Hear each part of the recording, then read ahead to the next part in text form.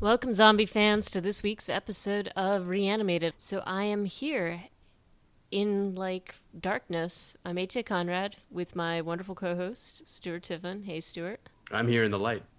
Yeah, it's already starting to get dark early. Bummer. I hate it when this happens, but, that means cool things like Halloween and awesome horror flicks, so not necessarily a bad thing. We're going to be talking about episode... Is this 17? 17 of the entire Fear the Walking Right. Dead series, but 11 of this particular, yeah. Correct. 11. And this one's entitled Pablo and Jessica, and directed by Uta Brizowitz and written by Kate Erickson. But before we get to that, we have one very tiny piece, a news tidbit, which, as we were discussing earlier before we started recording, there's very little good news that tends to come out of Florida, and here is at least a good piece. Want to take it away, Stuart? Oh, I feel like this is really your wheelhouse. Oh, you want me to say this? Okay, all right.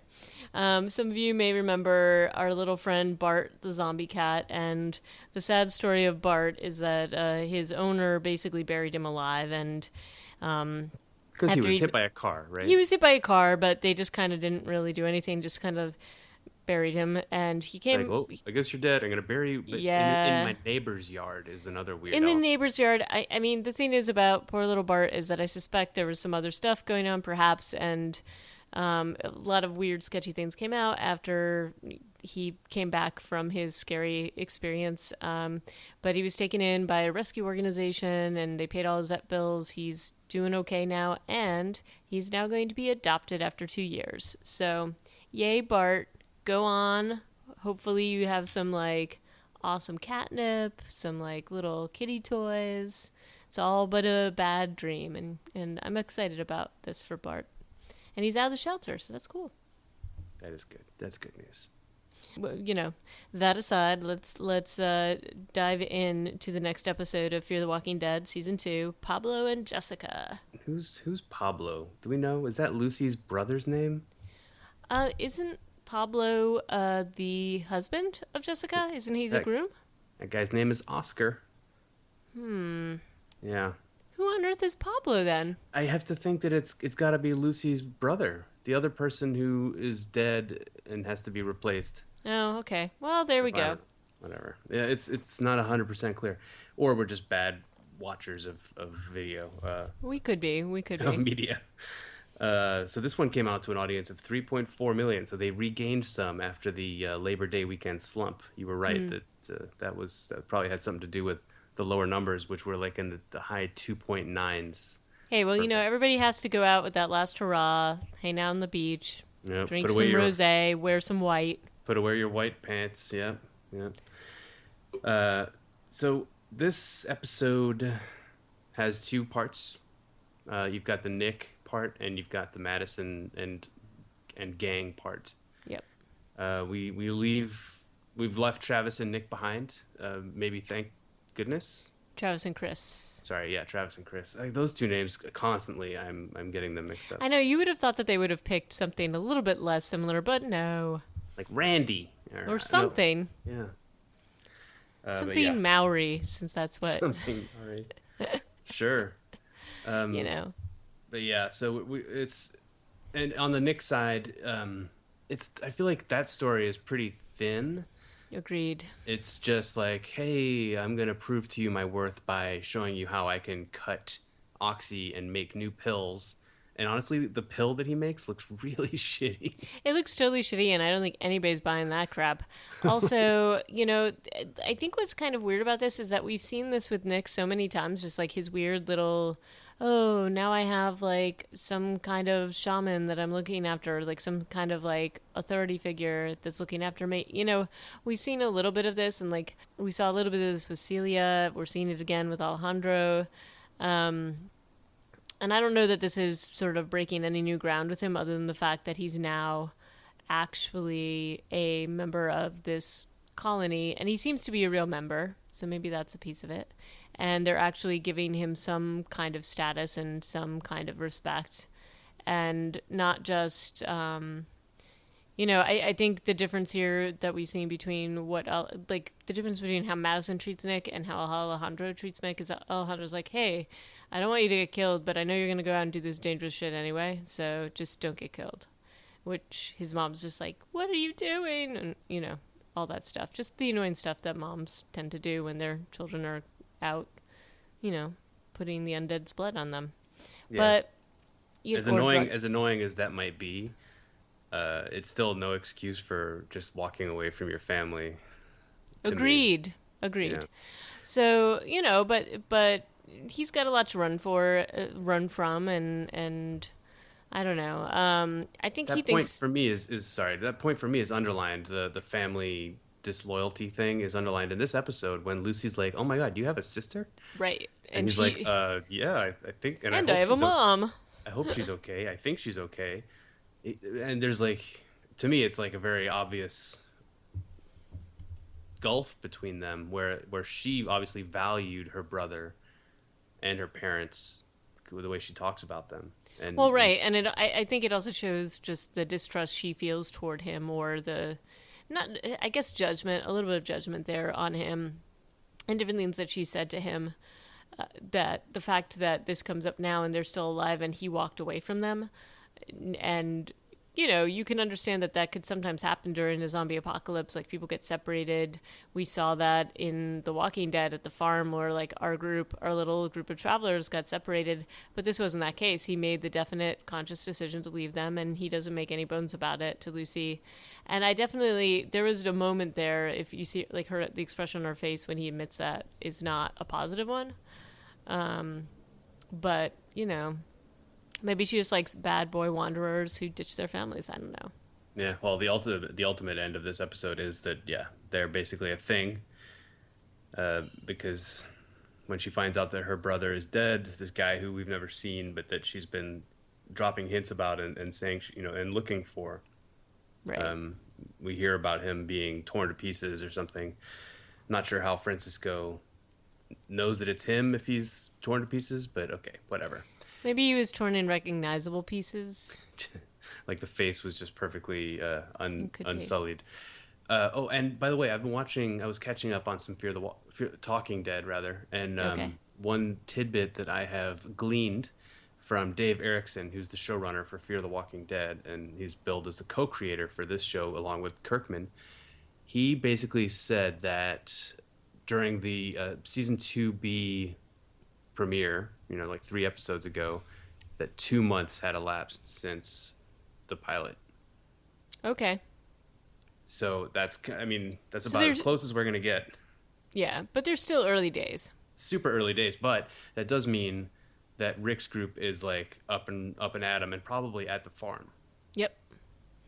Well, that's an interesting thing. And now we have the 2010 thing, too, which places it in time a little bit better. Yep. So yeah, we got that. But I felt like the Nick Lucy portion of this whole episode was a little weak, and I agree with you.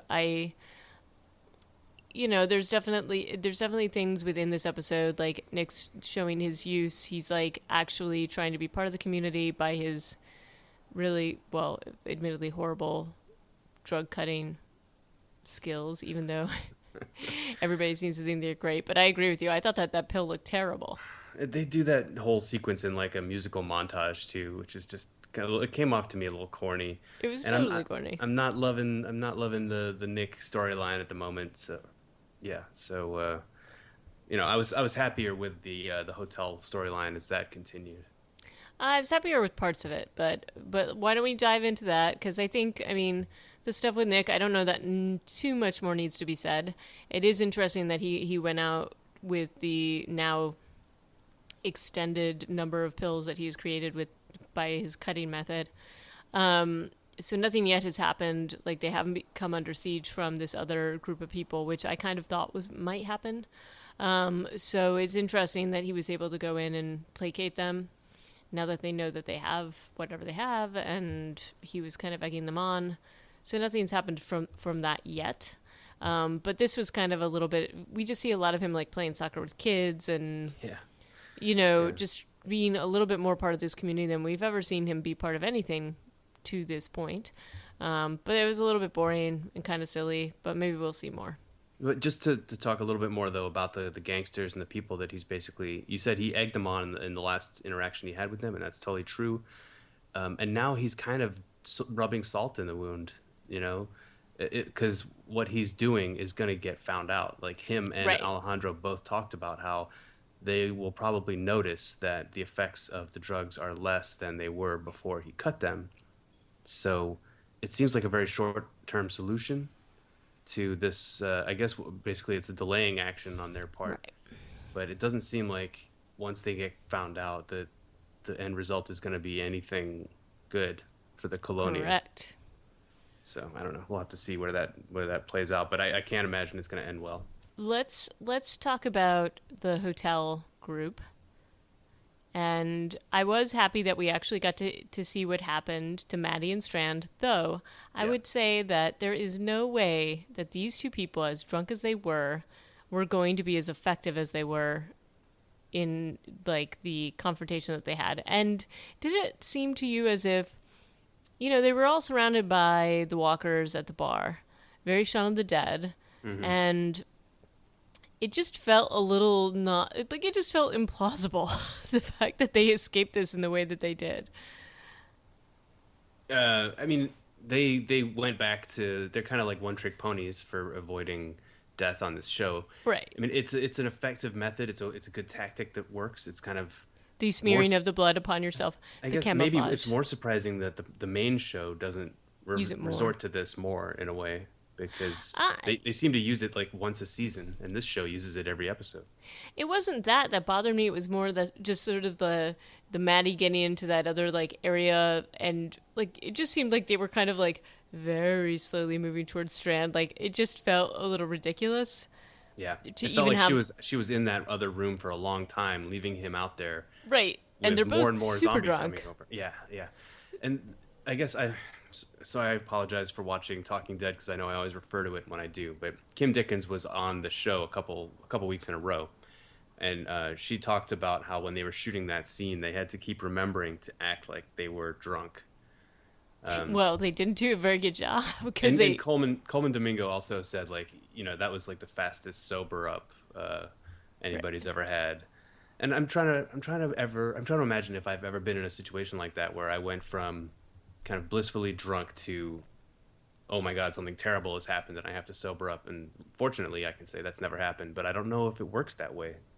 I mean, I think that you could probably say that if you had an adrenaline rush, like if something happened, I think that that could counter some of the effects of alcohol, but they're not going to counter everything. And certainly, maybe they might be enough for you to react to like a certain situation, but I don't think they're going to be, I don't think it's going to help enough to be able to fight off walkers in the way that they Yeah. are. So those walkers were walking really slowly.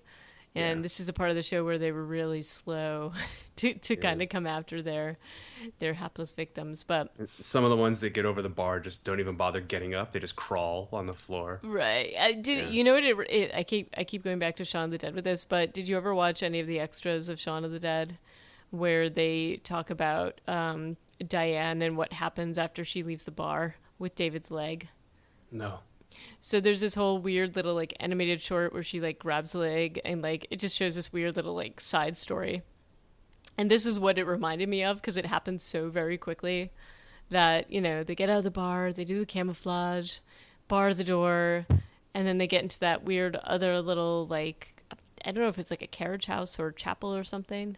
It's like the spa building, right? Yeah, and then suddenly Leash is there. So it's just like this very sped up timeline. Yeah, it's a little convenient.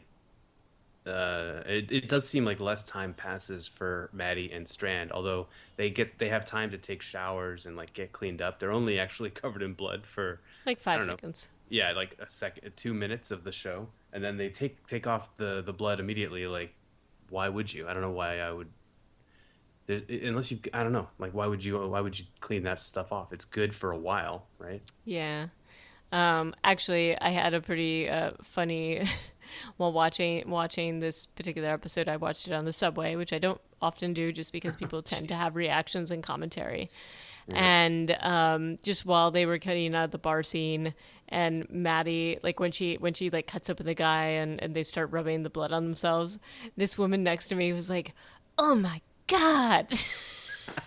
And it was kind of amazing. I really Uh, loved it.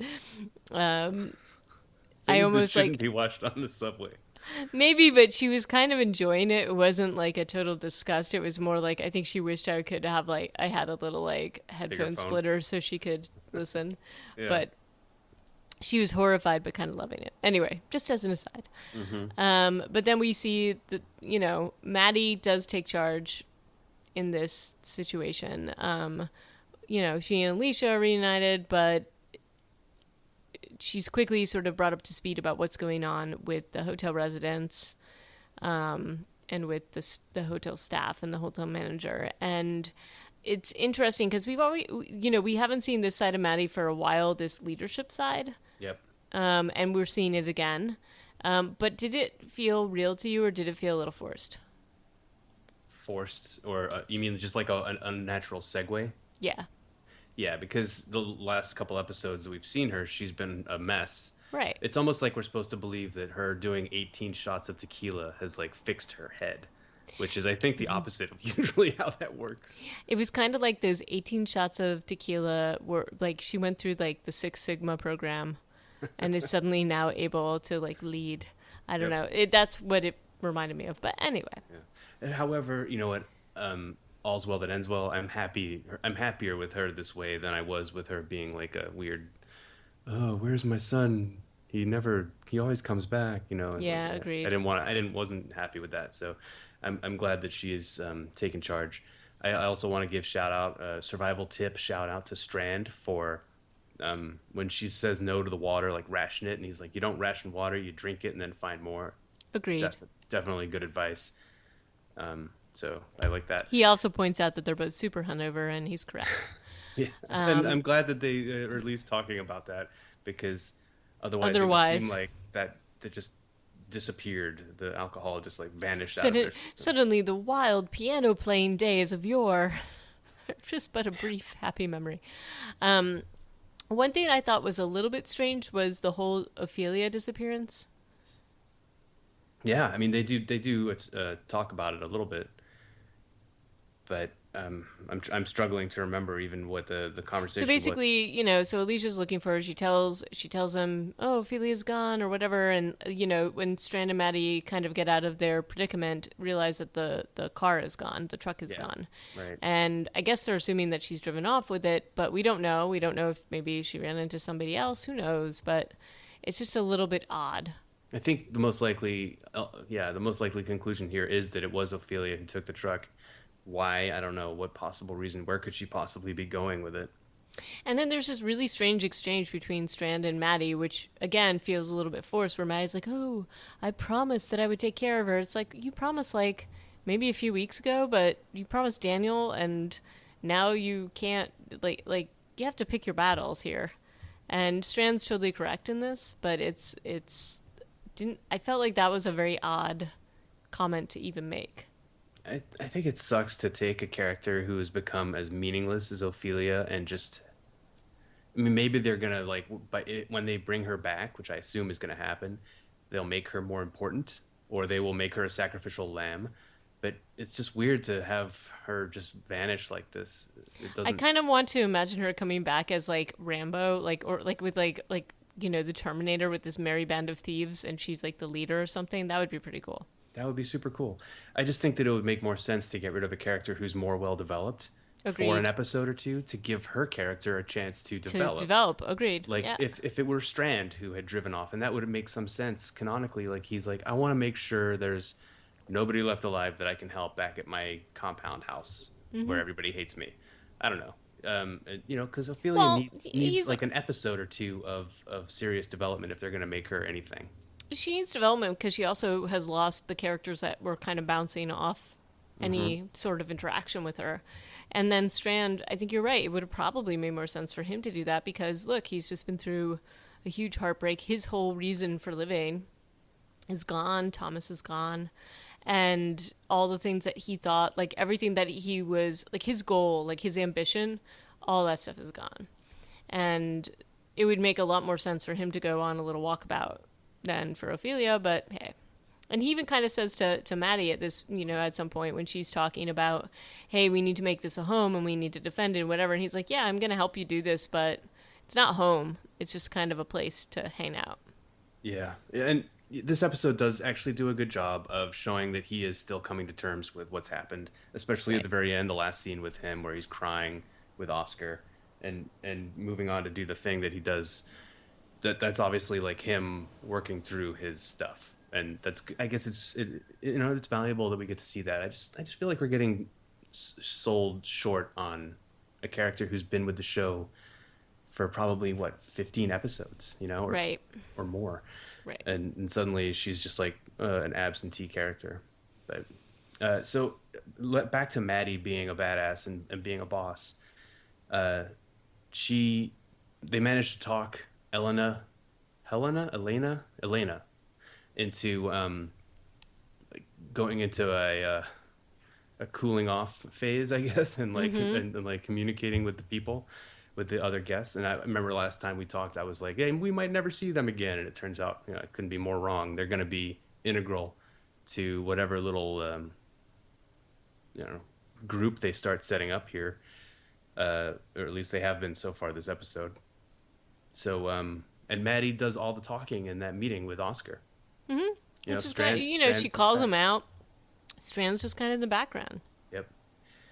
Yeah. So it's refreshing, I would say, and she's talking sense, and it's a little crazy that between Maddie and Alicia, there's a real vibe of Rick Grimes' group, like efficiency. Right. I feel like it actually kind of seems like they're more practiced at this than they should be almost. Yeah, agreed. I don't know, like Rick doesn't get into like ninja assassin until much later. Until at least season 3 or Maddie gets in the room and talks Oscar into helping out, sort of. At first I thought he was gonna like kill himself because he's like, just take the keys, the thing that they've been after. Yeah, all this time, and then suddenly he's like giving it up. Yeah, like right away he gives it back again. So between him and the mother of the bride, it doesn't seem like they're in a good place. It's interesting though, because I do like how Maddie gives some very clear, like, she gives some clear direction to them, because it's sort of like, what's your end game? We've been out in the world and we have seen all this, and this is what's next. And she's right. Like, it's, they have basically a valuable resource, and they have supplies, and they have a defensible position.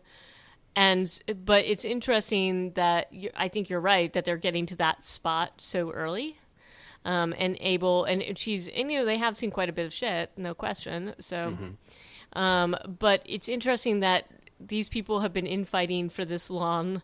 Yeah. Without getting to that point. So it's sort of like, but Maddie comes in and just does this all, and like, oh my gosh, yes, you're correct, let's give you the keys. It was just a little bit too easy to me. But because there was like one moment where the mother of the bride is just like, that woman needs to die, or something like terrible. or be exiled, I think, is more the sentiment. But it's kind of funny. I mean, it's just convenient that the mother of the bride and the groom are the two leaders of this faction, I guess. I thought they were going to be like together or something, because I wasn't sure how much time had passed. Like, I was like, oh, are you going to go there? Because that's kind of creepy. But you're right though. Now that we know that it's been about 2 months since, like, if it's been 2 months since the wedding, that's a hell of a long time to be messing about doing infighting instead of like working on a near future, survival plan, which is the only what Maddie's trying to come up with. And when you think about it, they really don't have much of a shot here. They've got no weapons whatsoever, right? All they got is axes and screwdrivers. Right. Well, and I also have to feel like the walkers being the biggest threat, and like and I know that when things when the shit hits the fan, you're just kind of like, these little petty things, and I'm not saying that it's petty. Look, her, the father of the bride died.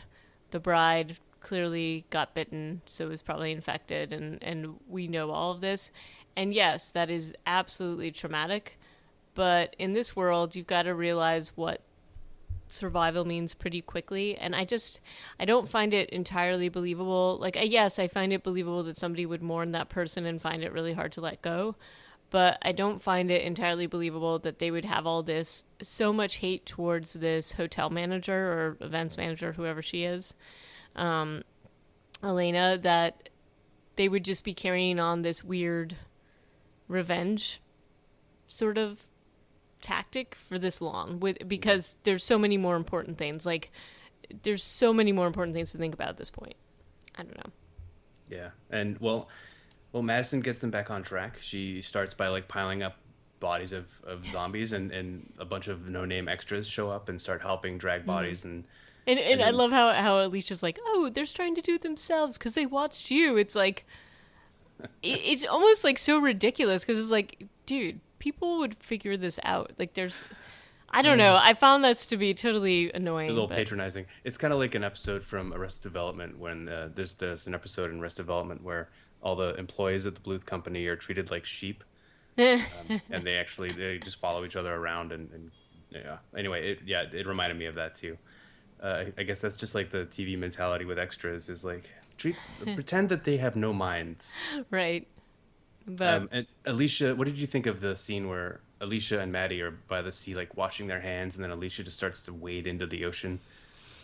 I thought it was a little bit much and kind of silly. And then, I liked how they resolved some of these issues between them, and hopefully we'll be moving on. And we saw a similar resolution with some stuff between Rick and Carl. And I think that makes sense, but I thought it was a little silly because, Maddie's like, don't go in the ocean. It was just a little weird because it's like, hi, she's in like a foot of water. I don't Yeah, know. I mean it's murky. I was seeing it from Maddie's perspective. I'm like, you don't know what's in there, Yeah, I guess you're right. but and why does she have to walk that far out to see the sign? Why is the sign for Riptide facing away from the beach? Yeah, that doesn't make sense either. Also, you're correct because when they were on that weird little survivalist island, the zombies or the walkers were coming out of that surf pretty often. And like in a thigh deep water. Yeah, no, you're right. That's correct. I take my comment back. So I've tried to do a little research on riptides since this episode, and I still don't 100% understand it. But what it seems like to me is I don't think riptides work the way this show wants us to think they work. No, they want you to think that okay, so all the walkers are going to walk off that pier and be neatly swept out to sea, right? Like all of them, because All the of them. riptide is constantly sweeping things away from and Right. right in that spot. What I do understand about riptides is that they're only about 30 feet wide, or rip Correct. currents. So unless they were out there like measuring the current to see where it was most effective, I don't know why they would think it was going to work right there. And they're also not constant. Yeah, and I don't know. I mean, they might be because they're not. They're like it's a misnomer to call them tides. Apparently, they're not related to actual tides. It is a current based on like the way that the coast is shaped. But I just honestly, I haven't. I'm not a tidologist, so I can't speak with any authority. But I don't know. It felt a little bit thin to me that this is going to work foolproof, and they aren't just going to have 500. Not 500. It was probably what, like 60, 100. Well, that's what I was about to say. Speaking of thin, that crowd of walkers was suspiciously small, given that what they were talking about in terms of the number of guests and number of rooms of that hotel. Yeah. And how, and also how Maddie's talking up about how that's going to take them forever to clear all these rooms. And it's sort of like 60 walkers, dude. Come on. Yeah, that's like an afternoon. Like, That's a good point. and part of me is sort of like, well, wouldn't it make more sense to just get rid of them? And I know it's a little bit more dangerous to get closer to them and to try to take them out. And yes, you only have axes and that kind of thing. But to me, that makes a better sense than to put them out into questionable water where they could come back in and be a threat to you or a threat to others. So I don't really fully understand this whole plan. But the pier plan was like, with Maddie as the weird bait, was kind of funny. It was a tense scene. Well, I don't know why she had to walk backwards the whole way. Yeah, Like, also, testing that boat earlier on so that it doesn't have that like moment of like sputtering. I'm like, really? Come on, guys. This is Yeah. silly. They had plenty of time to run through this like a dry run, right? Right.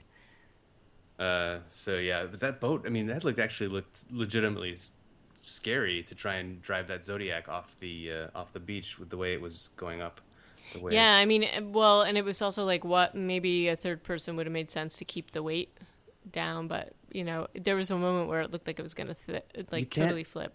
you can't just put an extra in a boat with two named cast people who have lines. AJ, it Right. doesn't TV doesn't work that way. You can't. Otherwise, people would want to know what that person's name was, or you'd have to pay them Right. more. I guess so. Apparently, hey, look at me. I'm referring to Talking Dead. The stunt coordinator talked about how the zombies were going off the pier, and I guess it was all like for real. They were jumping off, however high that pier is, 30 feet, 40 feet, and they were jumping off the pier like zombies, and so they were kind of belly flopping or Oh, going head first, like askew because they were going off in a weird way, and apparently nobody got hurt. But it was a very challenging drop for the stunt people. I will also say that water looked really choppy, so I think that that probably had to be a pretty hard shooting day, regardless. So Yeah, and they did say that they actually were down there with scuba gear, making sure it was like a good place to jump into the water. So yeah, as far as shooting the show, they definitely did their homework, but the cat like the characters didn't necessarily. But obviously it was a super parallel to that big quarry Walker herding scene from hmm, season 6, except at like a fraction of the scale. true. But yeah, I thought it was they've potentially cleared the hotel. We know that it's never quite that simple, and their reward was to have a very awkward dinner party. It was pretty awkward, and Strand decided he needed to go and find Oscar and make him join. And Strand then says, "Oh wait, where's the honeymoon suite?" And we know what's coming. And I kind of knew that this was coming all along because I kept being like, "All right, Where's the bride? yeah, Yeah, exactly. We see these people in the wedding party. We don't hear anything about what happened to her. We're getting a lot of like side eye from the mother of the bride. Of course, this is going to be it."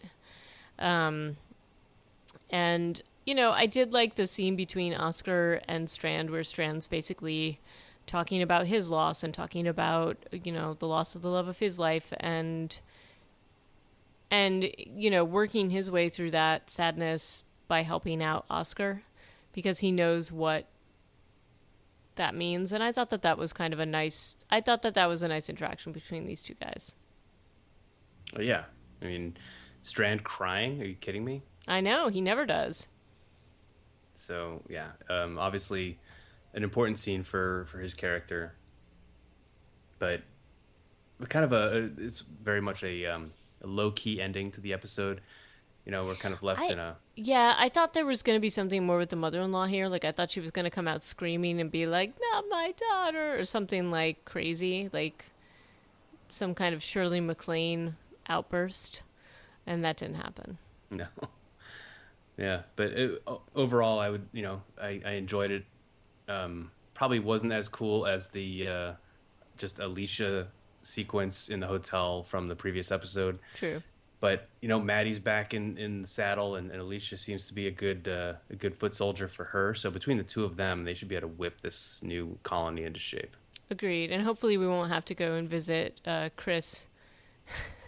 We should be so Chris lucky. World again, but I know it's going to happen. No, it's Chris definitely and gonna happen. Travis are going to come back to haunt us. Wait, what's the name of the next episode? Do we know? Chris sucks. Is it called Chris Sucks? Yes. No, Uh, it's I don't know. Pillar of Salt. That's going to be interesting then. So that has to be about the Colonia, I would Yeah, assume. I would imagine yes. Although no, wait, what community is being compared to Sodom in this scenario? Yeah, exactly. Who knows? Maybe the whole world though, right? Maybe. Yeah, I mean that's certainly yeah because no, nobody is Alejandro's philosophy is not that the humanity was sick and this is a cleansing plague. It was just this is like a cleansing plague, like Right. red tide or something. But maybe now we're gonna find out that he thinks that everybody was bad and that's why. Maybe. So yeah, I think the Colonia will have a bigger part to play, which means that maybe we won't see Travis and Chris, and that will be fine with me. Well, maybe, or maybe I don't know. We'll see. We'll see. But yeah, aside from my mixed feelings, I'm glad that things are moving along, and I was glad that we didn't have to see Chris in this episode. So all in all, a win. That's that's more of a glass half empty, but yeah, I'll take it. But until next time, well, I'd love to hear what other people have to say about this, what they think of Maddie, what they think of Strand and all of their poorly acted drunkenness. I don't know. But if you'd like to drop a note, send us a line, reanimatedpodcast@gmail.com, or reanimatedpodcast.com, or send us a tweet at reanimatedpcast. That's right. So hit us up again next time. We'll hopefully be talking about episode 12 of season 2, Pillar of Salt, in the near future. Hope so. So have a good evening. Ciao. Bye. Thanks.